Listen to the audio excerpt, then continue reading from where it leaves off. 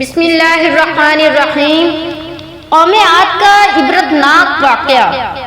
قوم عاد ایک ایسی قوم تھی جو بڑے طاقتور تھے۔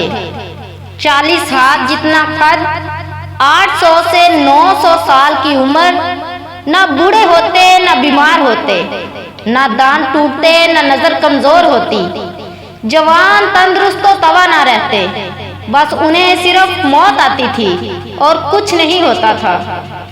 صرف موت آتی تھی اور پھر ان کی طرف اللہ تعالیٰ نے حضرت ہود علیہ السلام کو بھیجا۔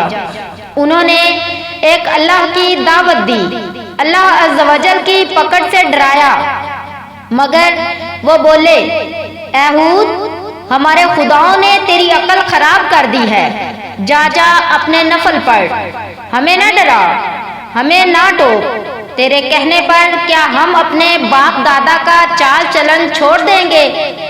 عقل خراب ہو گئی تیری، جا اپنا کام کر، آیا بڑا نیک چلن کا حاجی نمازی، تیرے کہنے پر چلے تو ہم تو بھوکے مر جائیں۔ انہوں نے شرک، ظلم اور گناہوں کے طوفان سے اللہ پاک کو للکارا، تکبر اور غرور میں بدمست بولے۔ ترجمہ: اب قوم عاد نے تو بے وجہ زمین میں سرکشی شروع کر دی اور کہنے لگے، ہم سے زور آور کون ہے؟ کیا انہیں یہ نظر نہ آیا کہ جس نے انہیں پیدا کیا وہ ان سے بہت ہی زیادہ زور آور ہے؟ وہ آخر تک ہماری آیتوں کا انکار ہی کرتے رہے۔ کوئی ہے ہم سے زیادہ طاقتور تو لاؤ نا، ہمیں کس سے ڈراتے ہو؟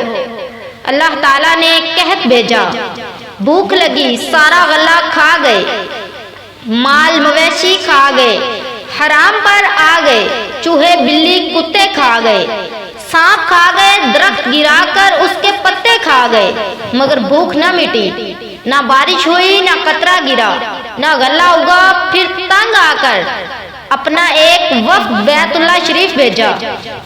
ان کا دستور تھا، جب مصیبت آتی تو اوپر والے کو پکار اٹھتے، جب دور ہو جاتی تو اپنے بتوں کو پوجنے لگتے۔ بیت اللہ شریف وفد گیا اور کہا کہ ہمارے لیے اللہ سے دعا کرو کہ اللہ پاک بارش برسائے۔ پھر اللہ پاک نے 3 طرح کے بادل پیش کیے، کالا، سفید اور سرخ۔ اللہ عز و جل نے فرمایا، ان میں سے ایک کا انتخاب کرو۔ اس طرح کی مزید ویڈیوز اور اسلامک واقعات سننے کے لیے چینل کو سبسکرائب کریں۔ حصہ 2 بعد میں پیش کیا جائے گا۔ اللہ حافظ، شکریہ۔